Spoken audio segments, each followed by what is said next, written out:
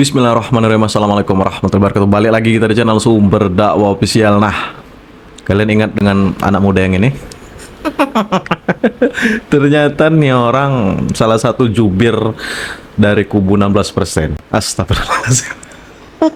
Tawan kan? Nyata betul ada yang menunggangi aksi mahasiswa ini. Nah, tentunya bukan itu yang kita bahas. Kemarin kalian pasti ingat dengan Udah Peri Amsari yang di demo warga. Sekarang giliran Faisal Assegaf yang di demo ratusan warga. Oke, langsung kita balik videonya. Apa sih sebenarnya yang mereka tuntut dengan Bung Faisal Assegaf ini? Sebenarnya banyak sih. Ini orang memang bikin gaduh. Oke, langsung kita balik videonya tanpa berlama-lama. Bismillahirrahmanirrahim. Let's go.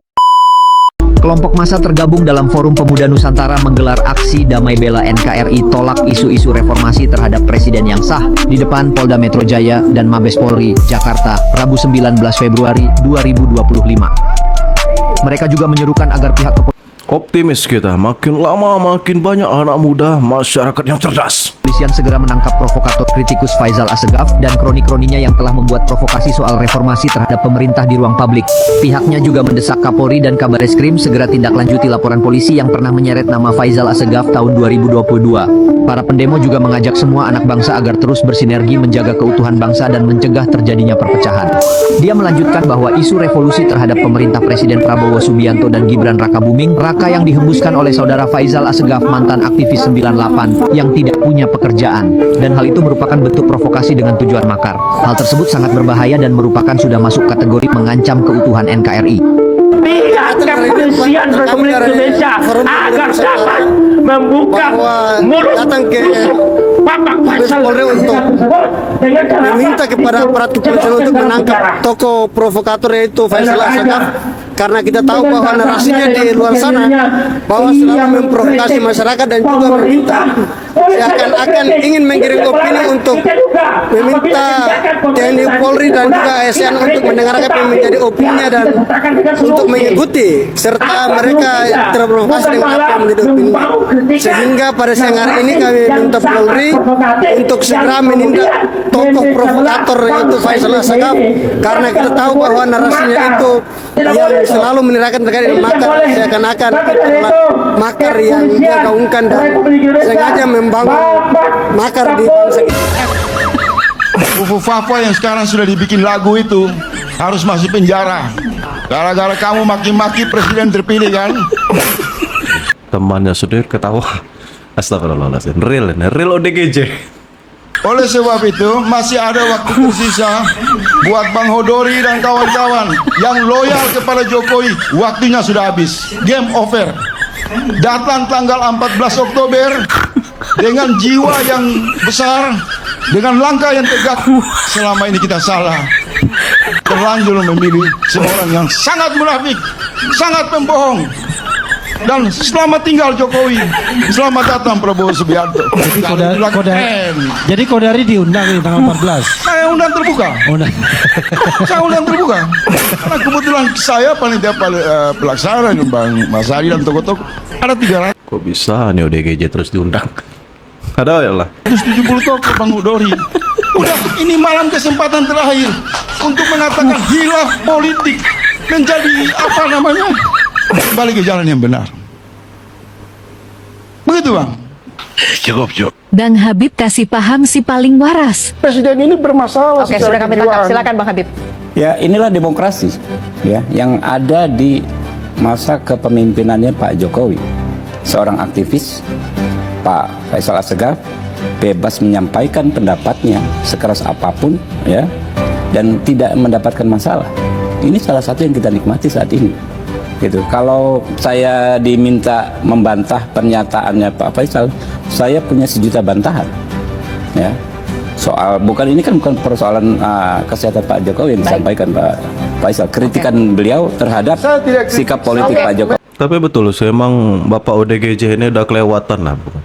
Kelewatan pokoknya, bukan lagi mengkritik tapi lebih ke menghina Pak Presiden Joko Widodo. Memohon konfirmasi laporan Iya, makanya kesehatan intinya kan bukan kejiwaan itu Pak Jokowi yang saya tangkap. Karena itu publik harus tahu. Jadi masyarakat. Jadi gini ya. Bang Habibur Rahman, ketika setiap Saya ucapan ngomong, presiden ngomong. itu, Ya. Bang Habibur Rahman izinkan saya luruskan supaya jangan terlalu bias.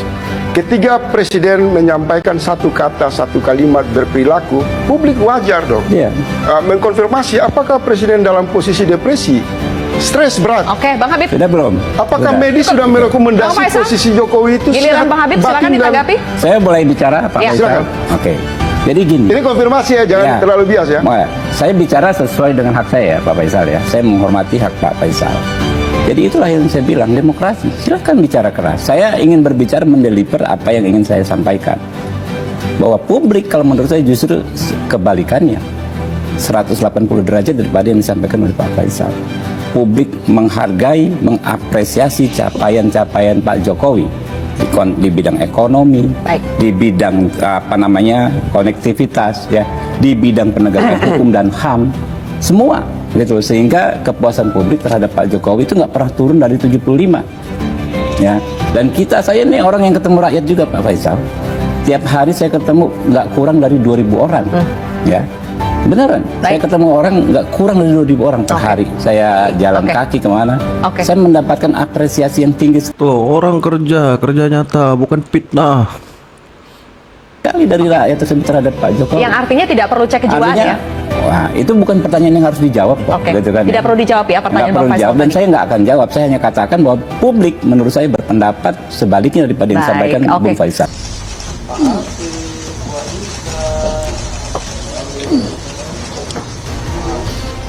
Ini yang kemarin langsung ketangkap. Alhamdulillah pokoknya.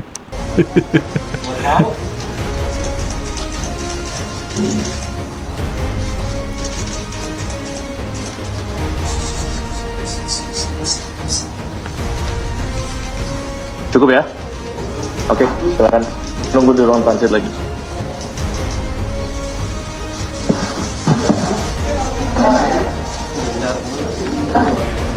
Saat HGR menjabat sebagai wali kota Semarang, HGR dan AB telah menerima sejumlah uang dari fee atas pengadaan meja kursi fabrikan SD pada Dinas Pendidikan Kota Semarang tahun anggaran 2023 ke Bapenda Kota Semarang.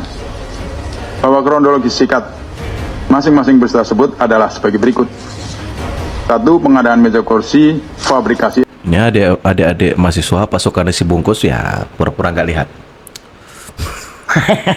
SD pada Dinas Pendidikan Kota Semarang tahun anggaran 2023, bahwa pada sekitar akhir November 2022 setelah pelantikan HGR sebagai wali kota Semarang, HGR dan AB mengumpulkan sekda seluruh kepala dinas kota Semarang, asisten 1, asisten 2, asisten 3, kepala PPKAD, kepala Bapenda, dan seluruh staf ahli wali kota di rumah pribadi HGR. Saat itu HGR menyampaikan bahwa kepala OPD harus mengikuti dan mendukung perintah dari HGR dan AB. Komisi Pemberantasan Korupsi melayangkan panggilan kedua kepada tersangka Sekjen PDI Perjuangan Hasto Kristianto. KPK menyatakan alasan penundaan setelah pembacaan pra-peradilan di Pengadilan Negeri Jakarta Selatan pekan lalu yang tengah diajukan adalah hal yang tidak wajar jika dijadikan alasan untuk tidak. Woi, pasukan nasi bungkus. Ini seharusnya kalian tuntut itu. Ini yang seharusnya kalian demo. Hadir atas panggilan pemeriksaan KPK. Berikut pernyataan juru bicara KPK, Tessa Mahardika Sugiarto.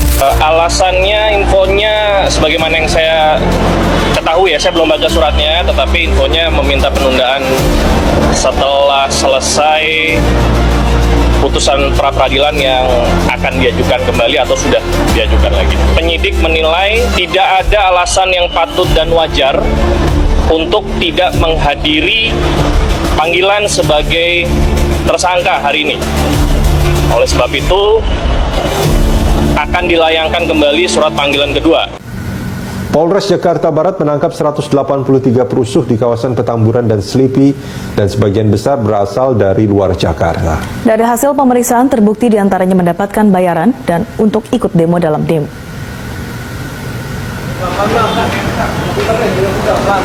Orang ini ditangkap, sebagian besar berasal dari luar Jakarta, diantaranya asal Banten, kemudian Jawa Barat, Jawa Tengah, bahkan Sumatera. Perusuh ini mengaku mendapat bayaran antara 100.000 hingga 300.000 rupiah. Polisi juga menyita barang bukti uang 20 juta rupiah dalam sejumlah amplop, senjata tajam, bom molotov, anak panah beracun, bambu runcing. Ini agak di luar normal nih pasokan nasi bungkus. Ini mau perang atau mau demo? Oke. Serta batu.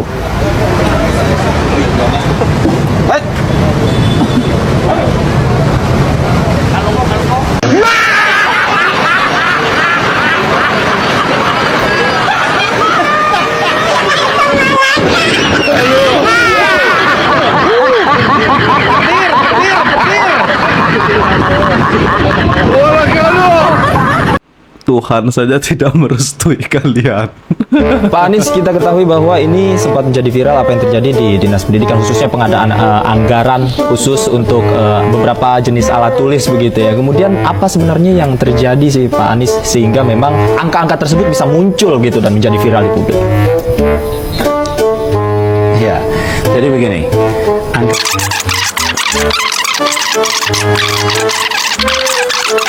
Akan memilih apa saja yang ada pengisian, ini yang saya istilahkan dari kemarin. Inilah mengapa Pak Prabowo ingin efisiensi anggaran. Akibat one abot ini salah satu penyebab. Jangan sampai Indonesia jatuh ke tangan sang pembohong seperti Anies Baswedan.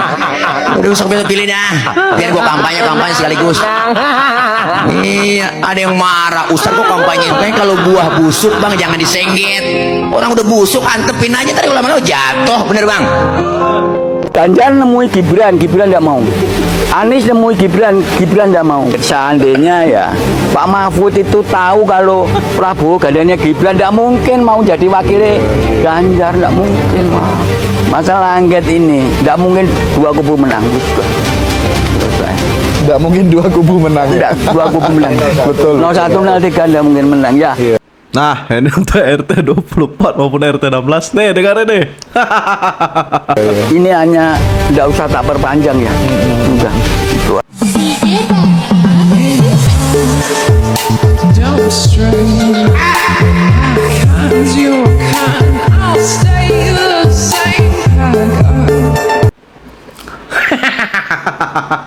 Panas kau.